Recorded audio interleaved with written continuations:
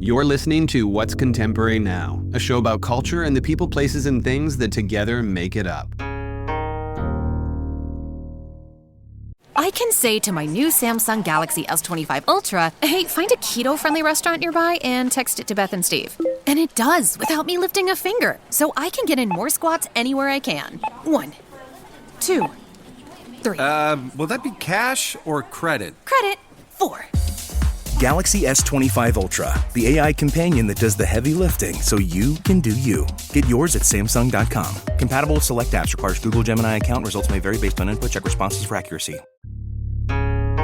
Today we're speaking with someone who understands the growing relevance of masterful hosting, with an impressive ability to curate a crowd where creative industries converge and where one is guaranteed to encounter both established and emerging talent. Cultured editor-in-chief Sarah Harrelson feels like an essential voice to engage in our ongoing conversation on contemporaneity. Over the last decade, she's managed to carve out a singular space in the media landscape, one that doesn't just document culture but actively engages with it. In this episode, we spoke about the discipline instilled by her early years as an equestrian, the quiet politics of editorial decision-making, and the evolving relationship between art, fashion, and media today. This is Sarah Harrelson, and we're talking about What's Contemporary Now. Sarah Harrelson, we always start at the beginning with all of our guests because it's kind of the best way to uncover stories that you just can't find out about people online. And I know you've talked about the workaholic nature of your character having come from your parents, but what else would you attribute to your childhood and those formative years? Gosh, I don't know. It's something I think about often. I started traveling as an equestrian when I was about 12 years old, alone, because both my parents were working. And I think kind of this like rare combination of being exposed to a very adult world, a very competitive world, and frankly, in my opinion, an incredibly beautiful world. So I was visually stimulated and also had this deep respect for what hard work can bring you. It is a sport of privilege, of course, but in an interesting way, and I've talked to most of my good friends who grew up riding as well, it's such a sport of also like incredible discipline, and you get up at 4 o'clock in the morning and kind of like luxury with absolutely no luxury. I think that had a lot to do with who I am and how I operate. Well, you actually chose to pursue politics at first, of all things, right? My major in college was politics, and I had a concentration on the politics of poverty. I could not have loved school more. I guess because I really didn't go to high school because I was riding horses and homeschooled. But that was way before homeschooled was perfected. We just used to like knock onto a trailer and bring in our books. And then, yes, I did want to go into politics. My brother was in fashion and I really didn't want to go into fashion. And I think that still drives me. I mean, the political scene is tough at the moment. It's kind of easy to disengage, but there's so many levels of politics. I'm always fascinated, intrigued, and have huge amount of respect for the underdog story, or like what people can achieve and how they get from whatever their upbringing may have been to either becoming a famous artist, writing an amazing screenplay, what people have to go through to get to that, and where the system is unfair sometimes. That's driven a lot of my decisions in who I cover and how I cover these people.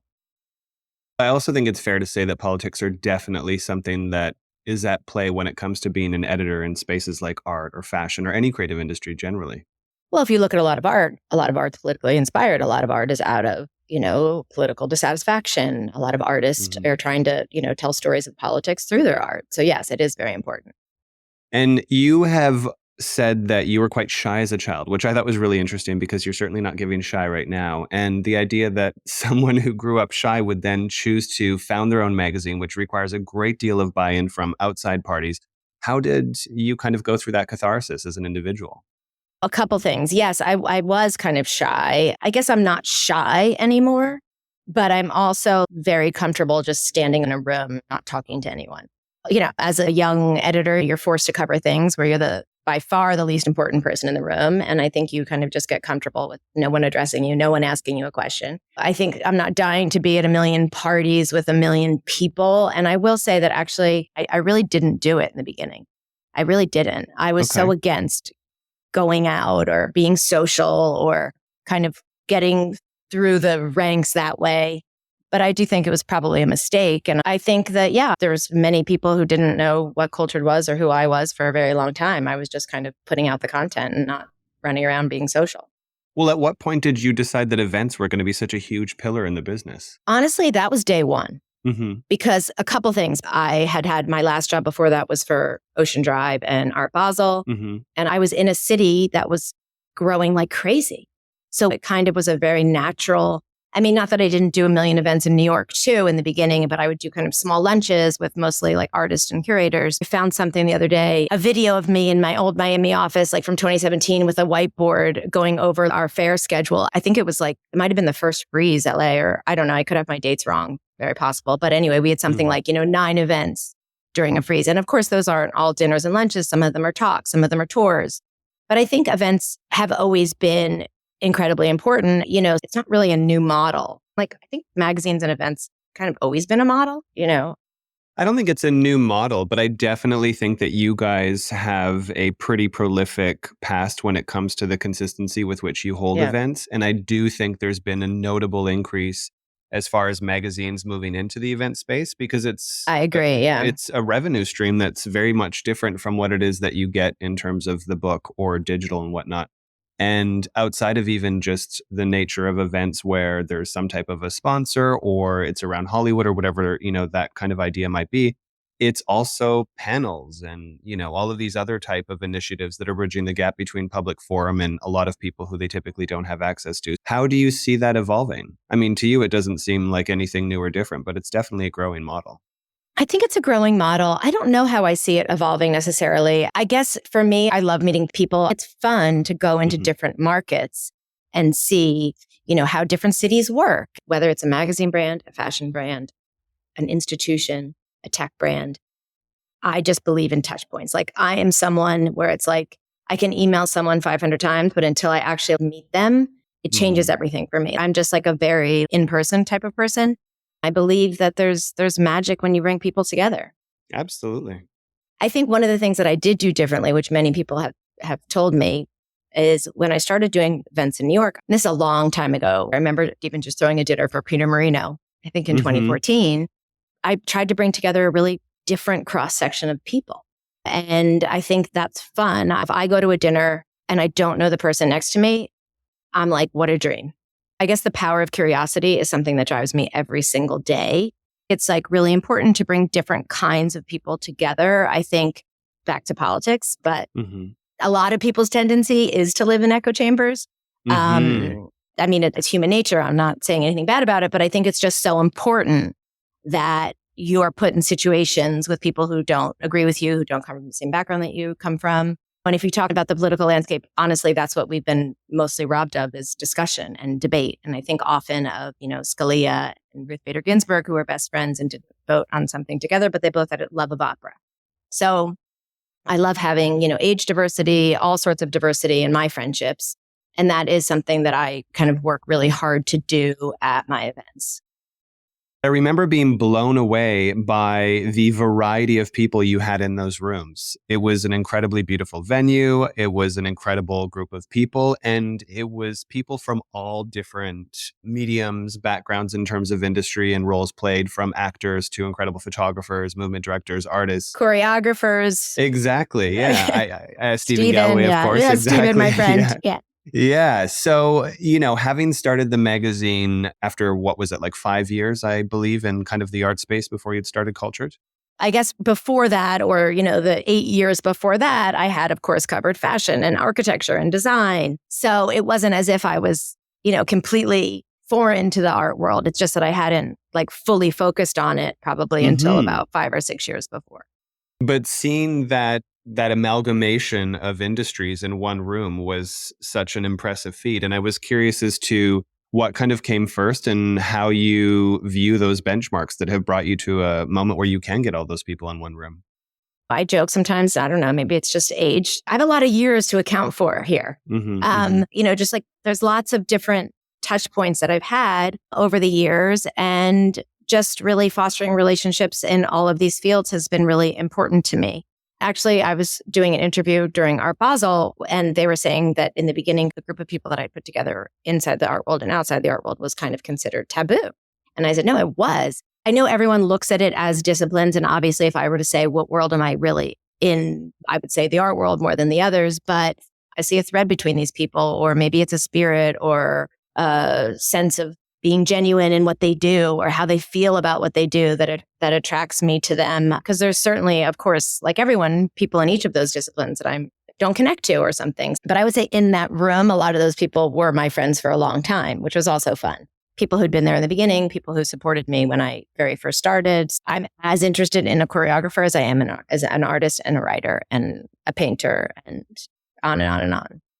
Well, while we're talking a lot about the state of luxury and evolutions in that particular space, people are, of course, addressing the interdependent relationship between art and fashion now more than ever. And I was curious to get your point of view on that, because obviously you sit very much at a center point there. Do you feel as though they've become increasingly more dependent upon one another? I imagine it's increasing because, the art world's gotten bigger, undoubtedly so. The numbers of collectors, dealers, artists has grown exponentially in the last decade. I think that it depends on the house, it depends on the artist, but certainly the relationship, as you well know, has always been there. I remember walking around, fairs, seeing fashion designers from as long as I've been walking around fairs, which is at least 15 years, and knowing of certain fashion designers who collect extensively. I guess maybe we've gotten more used to, because of editorial coverage, seeing them together. My daughter is 21 and she's a junior in college, and she's, I would say, equally interested in fashion as she is in art. I certainly wasn't at that age.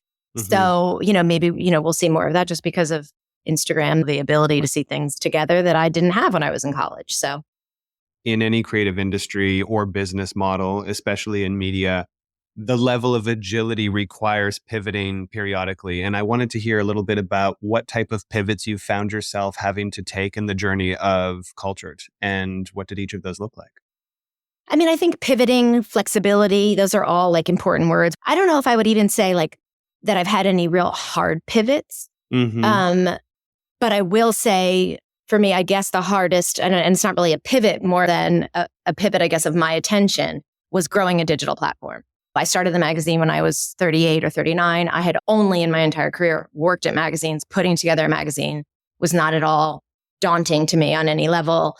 I always joke it's like the only thing I can do is put together a magazine. I can just do it so easily. But building out a digital platform, building out digital audience, creating stories that resonate in digital sense versus print sense, like that took a lot of time, energy, attention, focus. I would say it still does.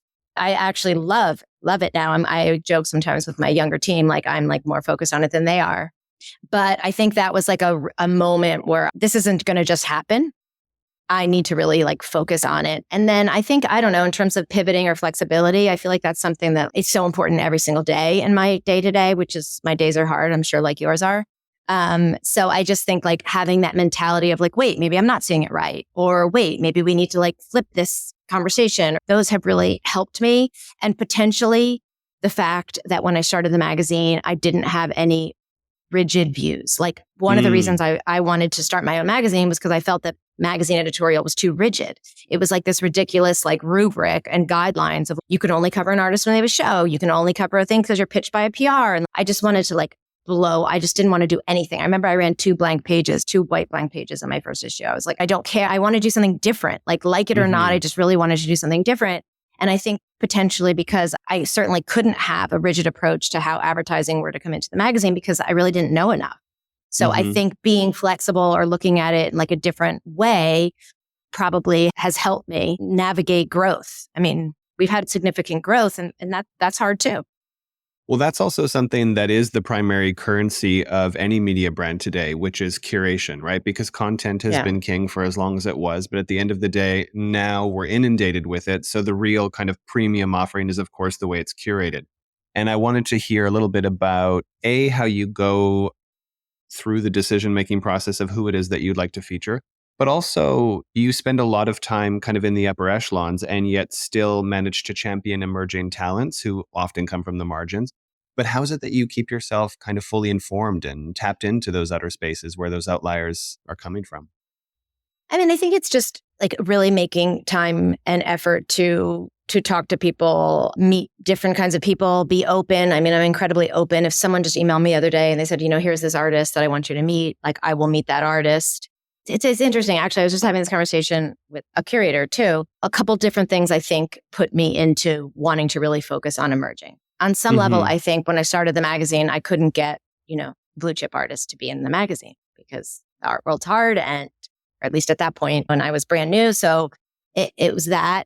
And also I just love the underdog story. I will always love the underdog story in any capacity or field. But a couple of things kind of forced me to that part of the art world. And I was saying to them the other day, it's the part I love the most. Like it's what excites me the most. I feel like I didn't go into it thinking like, oh, like I want to like discover emerging artists. I kind of had these like different things like, oh, I can't get big artists in the magazine. So let me meet younger artists. And oh, I really want to buy art, but I can't afford that art.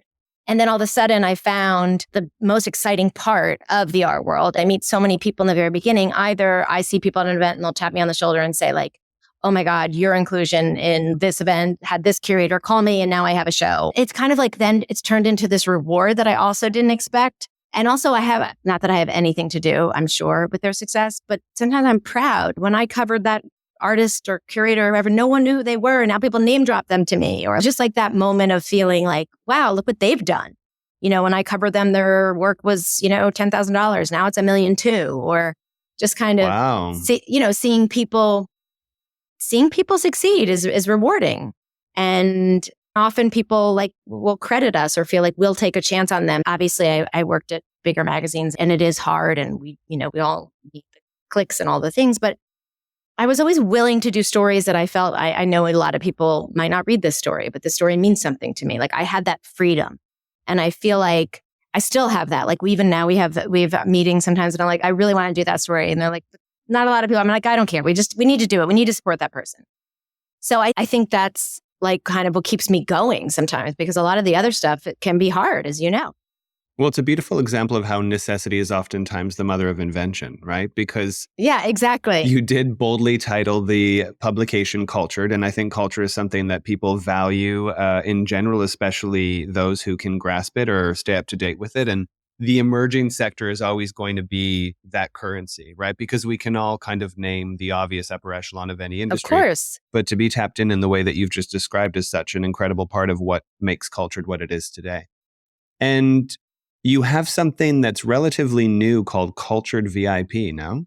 Yes. So I thought a lot about kind of building this community a bit further. And I wanted to create a club, so to speak, of people who subscribe and who we can offer things like curator-led tours of a museum, or I've even done studio visits with this group. And actually, we just had an event in New York and I wasn't there, but a lot of our Cultured VIPs were invited. And my chief revenue officer said like 5 or 6 people came up to him and said, they're so happy with the programming. And I think it speaks a little bit to access too, because as you know, we're in the media world. We have access to so much, but there's plenty of people who are, connected or tick many other boxes who just don't really have access. They're just not on lists or something for some reason.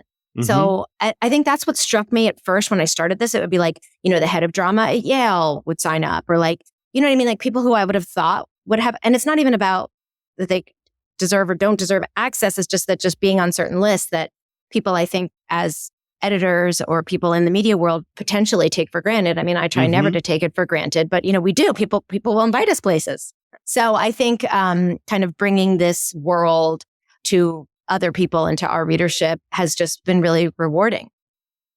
Something I've been thinking a lot about lately is the overall impact of things like social diet and the environments that we put ourselves in, right? Because that has such a huge impact on our general levels of wellness or even our success. And something that you had said in a past interview, which really stood out to me, was keeping distance from people who can't stay grounded. And so I wanted to also hear a little bit more about how you manage your life and curate your personal space, because obviously boundaries are a huge factor when it comes to being as successful as you are and as busy as you are with a family as well. It's a result of time, right? We all have to make decisions based on our time. But I think for me, I have 3 kids. I have a husband. I have an extended family, my dad, my brother, and sister. And then, as corny as it may sound, like I love the people I work with. I have always loved the ability to like sit around a table with people who care about the same things that I care about. I would much rather go to lunch with my team, my family. If you look at kind of how I spend my time, I work an extreme amount, as I know a lot of people do, but I work a lot. I'm with my family a lot. So for me, staying grounded really isn't a problem. Yes, I don't want to be around people who can't, but I keep my close circle extremely small with people I have known for so long. And then I have a lot of acquaintances and a lot of people that I like, but I do try to prioritize my time to be with the people I work with and my family. My kids are a big source of inspiration for me. And they're all, since they were a bit younger and I was probably a guilty working mom, I kind of dragged them around to art fairs at a very young age and all sorts of cultural things. And now they're quite savvy. Yeah, that's an incredible way to grow up. Like, of course, they're extremely busy too, but whenever they're available, I try to make sure I'm available to be with them. It's a little bit of a playback, but the Fran Lebowitz cover story, there was a quote in there that really jumped out at me and I loved. And it was, what did she say? She said, opinions, yes. Yes, the culture needs more knowledge and less opinion. Less opinions. And obviously, it's definitely too late to put that rabbit back in the hat. But what do you think about that? Look, Fran is just such a legend. And, I think it's a great quote. I think where I see it really being the most dangerous is social media. I feel that I am often shocked by the comments that I see on anyone's social posts that it's just so frankly ignorant. I entered into the magazine world at a time where I felt that you didn't go to lunch with anyone, a PR person, anyone without knowing anything and everything and reading 10 different things that day. So obviously everyone's entitled to their opinion. I wouldn't be as bold as Fran is, but I just think you should be really careful about how you use that opinion, because I find just reading really invaluable. And I think knowing as much as you can know about any given subject, I'm sure how many times have you changed your opinion on something? It's read more, learn more. I'm not quite sure I know enough yet to, I personally, again, like I said, everyone's entitled to their opinion, but me personally, I'm still thinking about that. I don't really know what I think yet. So for me, I need to read a lot and research a lot and listen to podcasts a lot. I listen to a lot of podcasts. By the way, I absolutely love your podcast.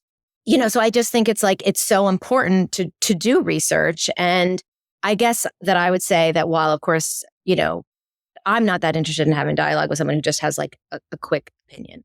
And I do find social media a dangerous place. I can tell you that not just, I imagine for any media outlet, if you have a headline that could be somewhat misleading, right? You can see how in comments, how someone will read the first 3 words of a headline and then maybe the second 3 words clarify or something. And they will go crazy and comment on, it's almost take a minute. I don't think there's much value in very fast, strong opinions. I think that there's so much going on in the world and people should really try to take the time before they comment in public. I mean, look, we should just all listen to Fran Lebowitz more. And every single one of her quotes, I think are worth listening to. We obviously can't be as well read on everything as we all want to be, but I think it's important if you're going to share your opinion that you should at least read 3 articles on something. We love Fran. I mean, she's brilliant and timeless. But this is a beautiful lead up while we're speaking about kind of the makings of contemporaneity. What, in your opinion, is contemporary now?